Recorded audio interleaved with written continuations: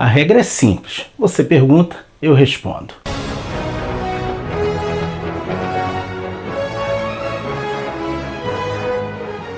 Olá! Bem-vindo ao Fantasma Brasil! Chegando o nosso primeiro Fantasma Brasil Responde de 2023. Nesse vídeo, como de hábito, eu respondo as perguntas que os nossos inscritos e seguidores nos mandaram pelo Instagram, pelo Facebook, no YouTube e até mesmo pelo WhatsApp. Nós tivemos algumas perguntas a respeito do futuro editorial do Fantasma pela Mitos. Então, ao invés de responder cada uma delas isoladamente, eu vou mostrar todas elas para vocês e responder tudo de uma vez só. Por exemplo, o Rodrigo Rolo 77 nos perguntou lá no Instagram: Glaucio, você vê possibilidade da Mitos relançar algumas histórias nacionais produzidas pela RGE? O Manuel Epitácio fez uma pergunta mais ou menos na mesma linha assim: que tal homenagear ainda em vida o brilhante Valmir Amaral com uma publicação pela Mitos Made in Brasil, com direito à biografia e às suas capas mais célebres? Fica a dica. O Eduardo Spicati, por sua vez, perguntou: teremos outros ônibus do Fantasma de Cyber? Alguma chance da Mitos publicar encadernados do Fantasma sueco? São perguntas muito interessantes que mostram que os leitores estão realmente abraçando e se empolgando com as possibilidades de edições da Mitos. Primeiro a gente tem que entender o seguinte: como é que se dá esse processo de escolha do que vai ser publicado? Isso não depende exclusivamente da Mitos. Isso depende da Mitos entrar num acordo com o King Features Syndicate, que é o dono do personagem. Nesse sentido, se a Mitos quiser publicar qualquer material, ela tem que fazer um acordo com o King Features. E se esse material originalmente foi licenciado, ela vai ter que fazer um acordo com o King Features e com o licenciador. Por exemplo, se a Mitos quiser publicar um encadernado com as histórias suecas, para isso ela vai ter que fazer um acordo com o Team Fantomen, escolher as histórias e preparar um projeto editorial. Esse projeto editorial é apresentado ao King Features, que pode aprovar ou não o projeto. E nesse processo, a Mitos acaba pagando 2 licenciamentos por um mesmo produto, porque ela paga o licenciamento para o King Features, que é o dono oficial, original do personagem, e também para o Team Fantomen, que é o licenciador daquelas histórias.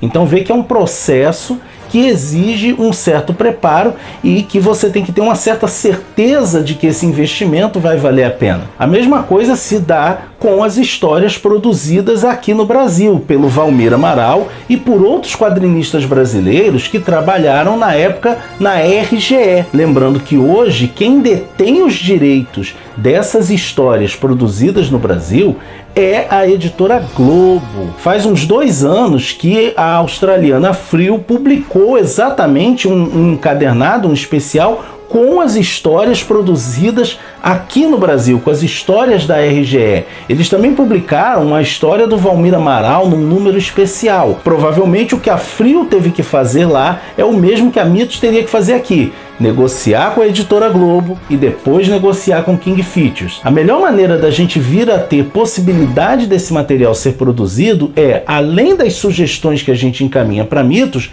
demonstrar que o personagem tem lastro para esse tipo de publicação. E isso se demonstra, é claro, em vendas. Quanto a outros ônibus do Cyber e do Ray Moore, eu vou botar aqui o link do papo que eu tive com a Joana Rosa lá no início de 2022. Ali ela deixava confirmado pra gente que seriam pelo menos 2 volumes de cada um dos artistas. Ou seja, 2 volumes do Ray Moore, 2 volumes do Cyber. Até agora nós vimos o primeiro volume de cada um deles, então a gente pode pensar que ainda vem mais 2 por aí. Teremos outros após este? Apenas o tempo e a recepção do público é que vai determinar. Mas até onde eu estou sabendo, até onde a gente pôde ter acesso à informação, é bem capaz da gente ter sim outros materiais, porque o ônibus principalmente o do Cyber, parece que está tendo uma grande recepção, saiu muito bem, então a gente pode sonhar. Dentro disso também teve a pergunta do Raimundo Mendes, que ele perguntou assim: oi,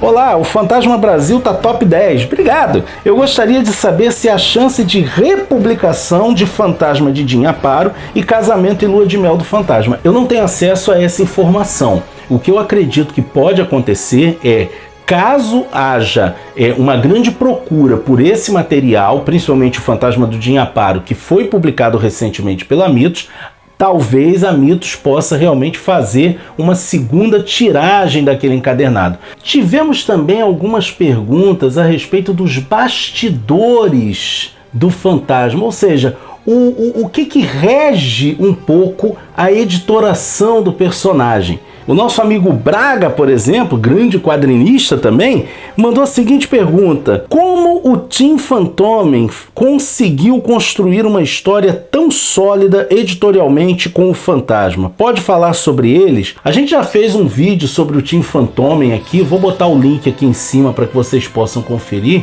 E assim, como é que eles conseguiram construir, né, um mundo tão sólido?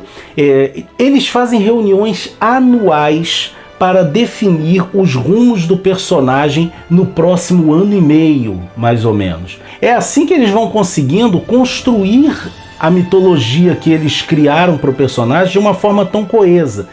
As publicações do Tim Fantomen, né, a revista Fantomet ou Fantomen, essas publicações trazem geralmente um mix de história, trazem histórias clássicas tiradas das tiras, mas trazem também as histórias produzidas por eles. Até um tempo atrás houve uma sensível diminuição no número de histórias próprias criadas pelo Tim Fantomen, mas como eles fazem essas reuniões, eles vão definindo coisas, vão definindo os rumos que a história vai tomar. Foi dessa maneira, por exemplo, que o Klaes Heimert, o falecido Klaes Heimert, conseguiu colocar algumas inovações incríveis nas histórias do Fantasma, como por exemplo a Sandal Singh como presidente de Bengala, a possibilidade de que o Fantasma, o 21º Fantasma, tenha tido um filho com ela. Ele também introduziu a ideia dos gêmeos assumindo o manto do Fantasma em um futuro possível. Então é realmente muito interessante isso que o Tim Fantomen faz a partir dessas reuniões. Tivemos duas perguntas até que apontam para a mesma direção, que tem a ver com a maneira como o King Features trabalha com personagem. Uma foi o do Senhor Zoeira,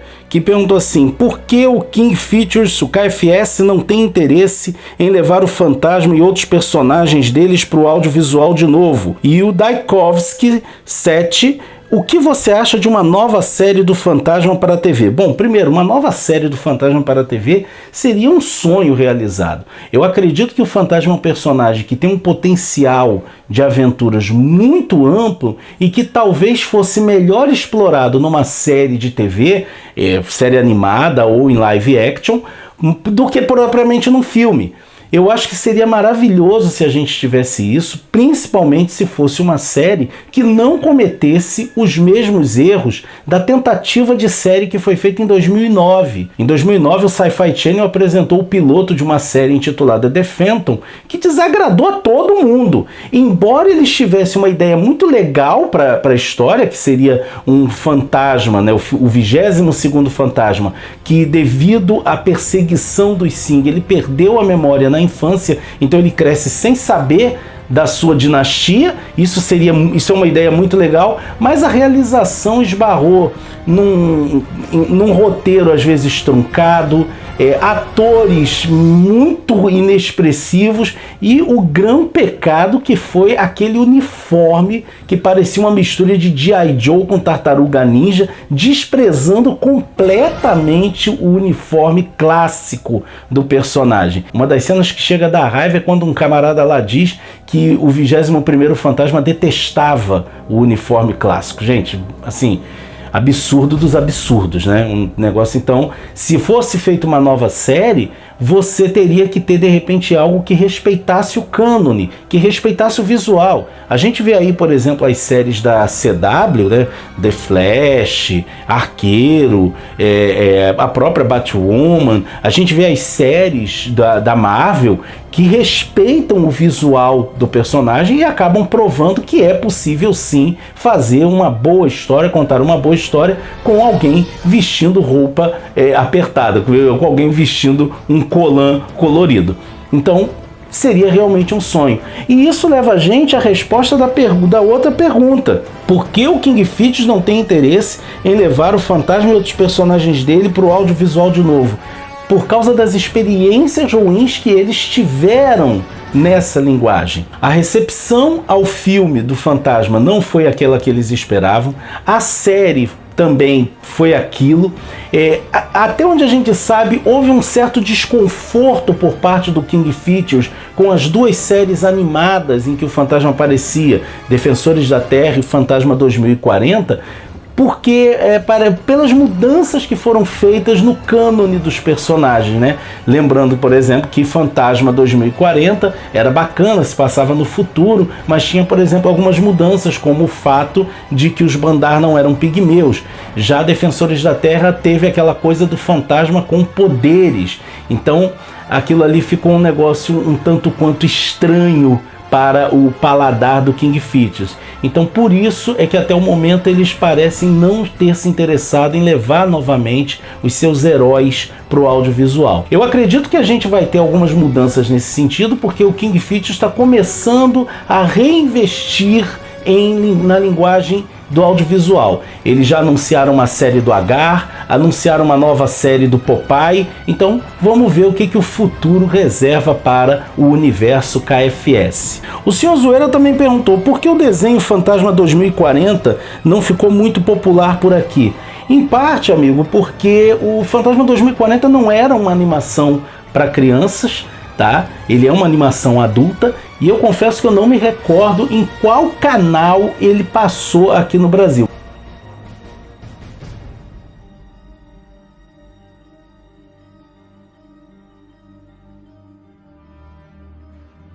Num horário voltado para o público infantil, e o público infantil não entendeu a história. Aquilo ali era desenho para adulto, era um desenho para adulto. A equipe que fez Fantasma 2040 fez um desenho adulto. E aqui no Brasil ele acabou sofrendo esse problema de passar para um público errado. Então eu acredito que esse tenha sido o principal motivo. E finalmente temos um grupo de perguntas sobre o universo e a mitologia do Fantasma. Nosso amigo Braga pergunta o seguinte: os Bandar sempre apoiaram o Fantasma. O 21º tem Guran como apoio, semelhante ao Alfred de Batman. Pergunto, os fantasmas anteriores devem ter tido aliados fiéis como Guran. Algum já foi citado? Sabemos de alguma coisa? Sim, Braga. Geralmente os fantasmas anteriores tiveram como apoio o xamã da tribo e também o líder.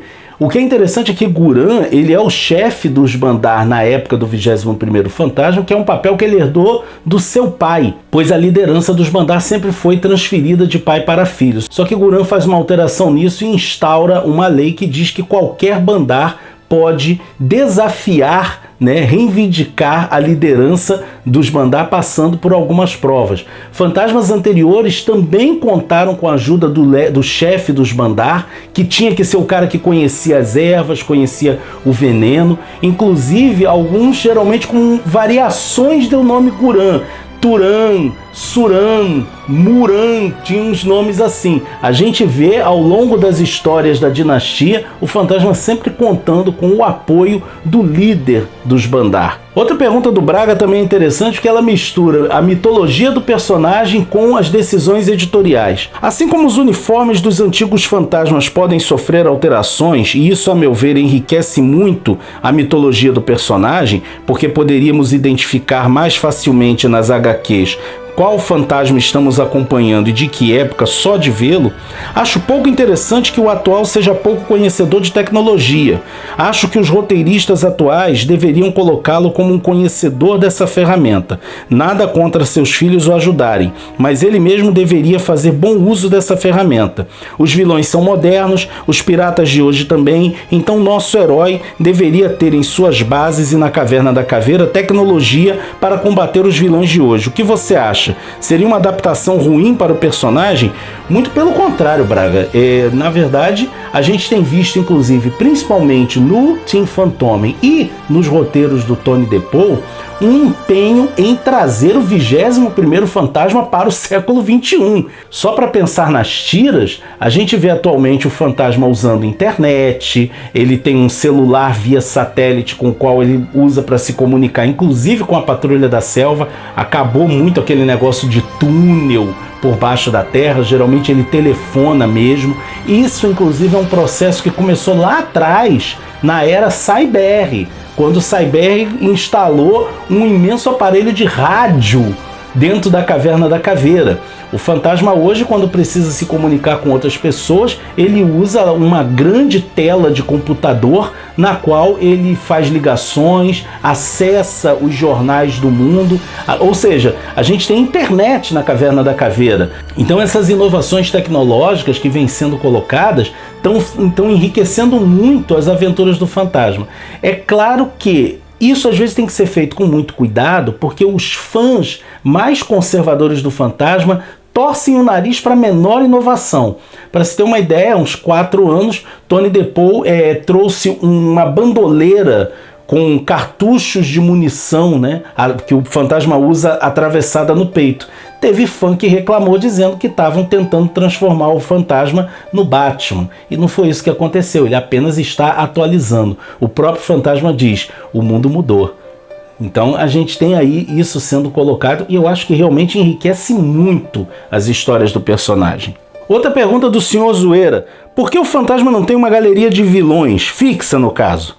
E você vai fazer vídeo das galerias das outras editoras? Eu cheguei a fazer alguns vídeos sobre galerias de vilões aqui, né? Vou botar os links aí para vocês assistirem.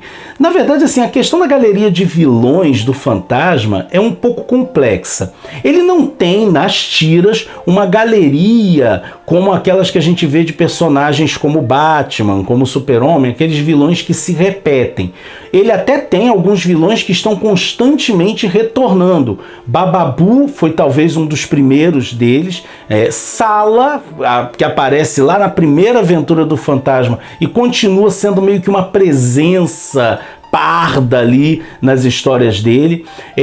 Modernamente, o Tony DePaul trouxe personagens como o Nômade, como o Chatu. Então ele até tem uma galeria de vilões. Ela não se repete tanto porque fica a ideia de que quando o fantasma vence alguém, ele vence. E o cara não quer voltar. Você tem aí esses caras mais teimosos. A Moonstone investiu em fazer uma galeria de vilões muito interessante e eu estou para fazer um vídeo com a galeria de vilões da Moonstone. Aliás, eu acho que vai ser o vídeo que eu vou gravar em breve. Fazer um vídeo com isso. Quem são os vilões da Moonstone? Valeu pela dica. Outra pergunta do Braga. Gente, o Braga ele mandou umas perguntas ótimas. O 21º fantasma tem Capeto e Herói. Algum outro da dinastia teve mascotes famosos ou o fantasma atual é o único? Olha, a gente tem assim algumas referências em histórias da dinastia do fantasma a mascotes, por assim dizer, a animais que os auxiliavam, mas não é uma coisa muito enfatizada. O que é mais enfatizado geralmente é o nome dos cavalos. Por exemplo, o 20º fantasma tinha um cavalo chamado Thunder. Então, poxa, era um cavalo que tinha importância, afinal de contas ele era nomeado. Mas a maioria dos fantasmas anteriores não contava exatamente com um mascote como ajudante da maneira que o 21º conta com Capeto. Tivemos uma pergunta aqui do nosso seguidor chamado Soldado Anônimo. Amigo, sou novo no canal e tenho algumas dúvidas sobre o personagem, principalmente porque a encarnação do fantasma que eu conheço é o 23º, fantasma de Defensores da Terra. Afinal de contas, o fantasma vive em um país fictício da África ou alguma região da Índia? Aquele poder que ele evoca no desenho, a força dos 10 tigres, é cânone? O fantasma milionário, como mostrado no filme de Billy Zane? Obrigado pela atenção e desculpe se foi incômodo. Incômodo nenhum, meu amigo soldado anônimo. Seja bem-vindo ao Fantasma Brasil. Vamos lá, só vou fazer uma correçãozinha, tá? O fantasma que aparece em Defensores da Terra é o 27º. É o 27º da linhagem. E essa indicação é feita nos créditos do desenho. Até onde eu me lembre, em nenhum momento é dito no desenho que ele é o 27º. Isso é uma indicação dos créditos. Mas cá entre nós, tá na hora de eu rever essa série de novo, né? No início das histórias do fantasma, o país tinha um outro nome, era Suffolk, e não era dito exatamente onde ele era. Com o passar do tempo, Lee Falk instituiu o nome como Bangala e periodicamente ele mudava, né, de lugar. De vez em quando falava que era na África, de vez em quando falava que era na Índia, até o momento em que eles estabeleceram que ele seria um país fictício que era entre a África e a Índia. Como isso é possível, eu não faço a menor ideia, porque eu nunca fui bom em geografia. Mas o que é interessante é que atualmente Bangala é geralmente mencionada como país africano, porque todas as suas características são africanas. Entretanto, Bangala durante muito tempo teve influência britânica.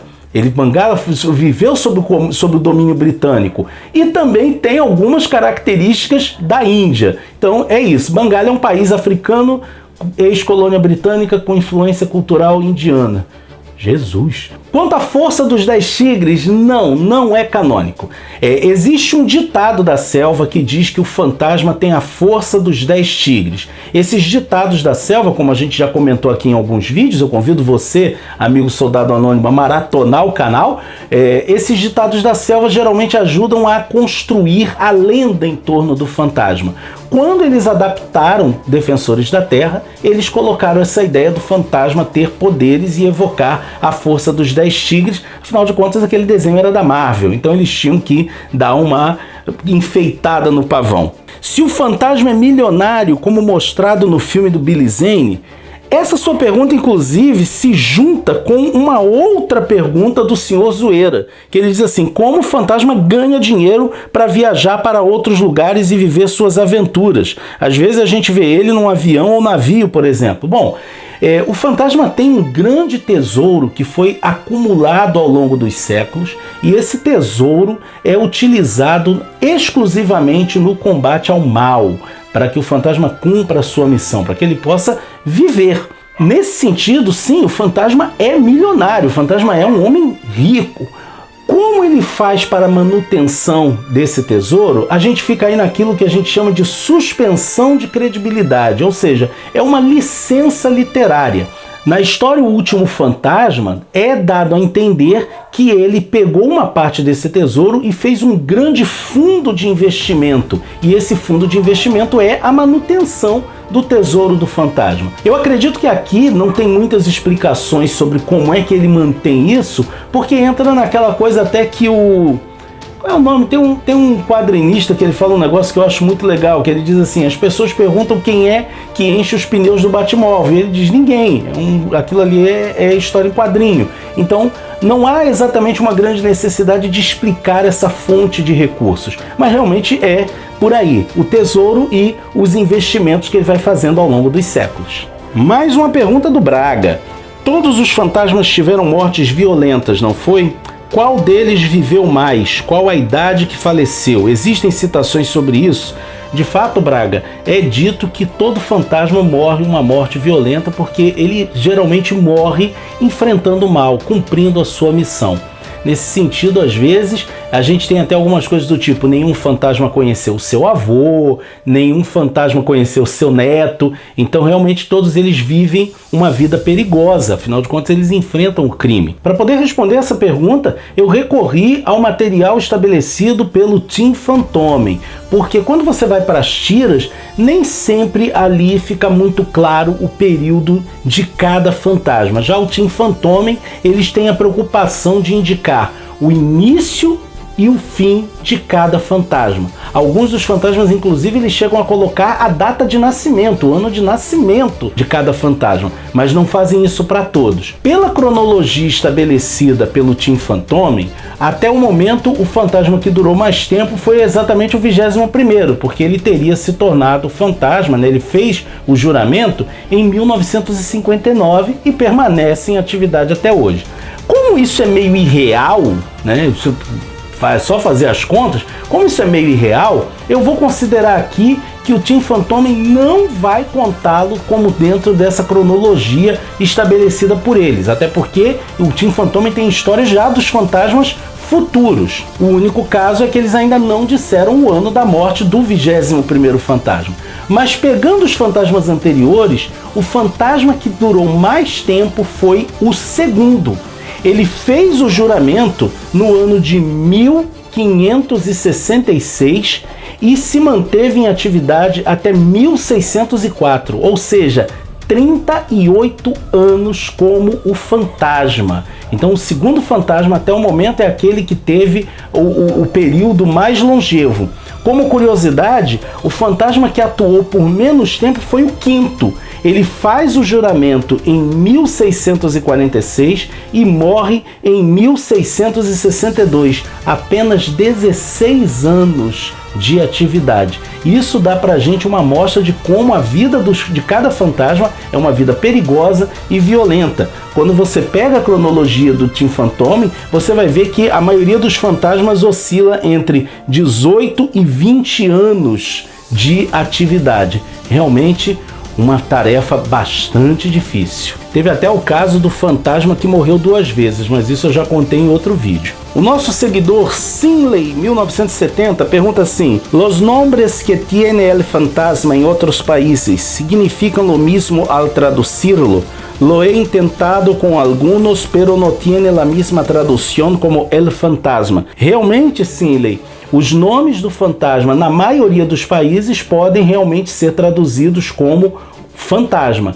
Entretanto, em alguns deles você tem nomes diferentes. Por exemplo, na Espanha e na Itália, ele é chamado respectivamente de El Hombre Enmascarado e L'Uomo Mascarato, quer dizer, o homem mascarado. Inclusive, na própria Itália, durante um período, ele foi traduzido como La Ombra, né? L'Ombra seria a sombra. Olha só como é que a coisa fica complicada.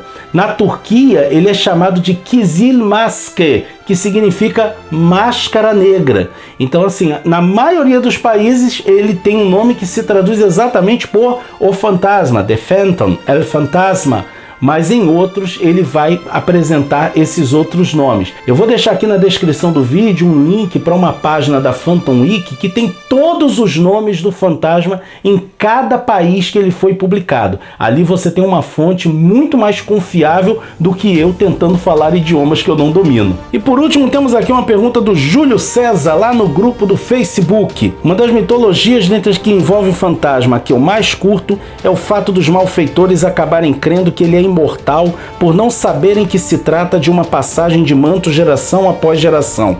Como eles trabalham esse mito quando um outro estereótipo assume o manto do espírito que anda? Aproveitar para desejar um feliz 2023 e parabenizá-lo pelo ótimo trabalho. Obrigado, Júlio. Feliz 2023 para você também, para todo mundo que acompanha o Fantasma Brasil. Bom, de fato, muitas vezes as histórias do fantasma pecam um pouco por apresentá-lo sempre com o fenótipo do caucasiano. Isso foi sendo alterado em partes tanto pelo Tim Fantomen, quanto pela Moonstone, quanto pelo próprio Lee Falk. Lee Falk introduziu, por exemplo, a ideia de que Julie, uma mulher, já assumiu o manto do fantasma e as pessoas continuaram acreditando que era o fantasma. O Tim Fantomen já introduziu a ideia de que em um dado momento John Carr, um negro, assumiu o manto do fantasma. A mesma coisa acontece, por exemplo, nas histórias da Dynamite, quando Lothar se torna o fantasma. Agora, onde você vê a maior variação é justamente nas histórias da Moonstone. Eu já disse e repito que a Moonstone foi uma das editoras que melhor trabalhou o fantasma. E ali muitas vezes nós vemos como o fantasma da Moonstone, ele não é exatamente um caucasiano. Como eles trabalham com isso? Faz parte da lenda. Primeiro você tem que levar em conta que muitas vezes as pessoas temem o fantasma sem nunca tê-lo visto. As pessoas sabem que existe aquilo ali, existem as descrições sobre ele, mas quando elas o veem, elas juntam apenas aqueles elementos que eles já conhecem. É algo parecido, por exemplo, com o fato de que quando o Clark Kent tira os óculos e se impertiga, as pessoas veem o Super-Homem. E quando ele coloca os óculos, as pessoas não olham para o peitoral dele, olham para os óculos. Então tem essa questão aí interessante. E um outro elemento importante é que um dos ditados da selva diz que o fantasma tem muitos rostos e permanece sendo um só. Isso, inclusive, tem sido muito útil recentemente nas histórias em que Heloise e Kitty se tornam o fantasma e aparecem os dois juntos com o traje do fantasma, e aí as tribos dizem que o fantasma pode estar em dois lugares ao mesmo tempo, que o fantasma é muito. Então, para poder trabalhar essa questão do fenótipo, eles acabam muitas vezes fazendo isso. Essa questão de que as pessoas olham para o símbolo, olham para o conjunto, nem sempre elas pegam os detalhes. Isso é realmente muito bacana. Se você gostou do nosso vídeo, não deixe de curti-lo e compartilhá-lo nas suas redes sociais. Não deixe também de continuar apoiando o nosso canalzinho, fazendo suas compras na Amazon pelos links do Fantasma Brasil que ficam aqui na descrição do vídeo. Você vai ter o meu muito obrigado. E se você ainda não é inscrito no nosso canal, não deixe de se inscrever e também de nos acompanhar nas redes sociais, Facebook, Instagram e Twitter. Assim você fica por dentro de tudo que acontece no fascinante universo do espírito que anda, ok? Vejo você por aí, hein?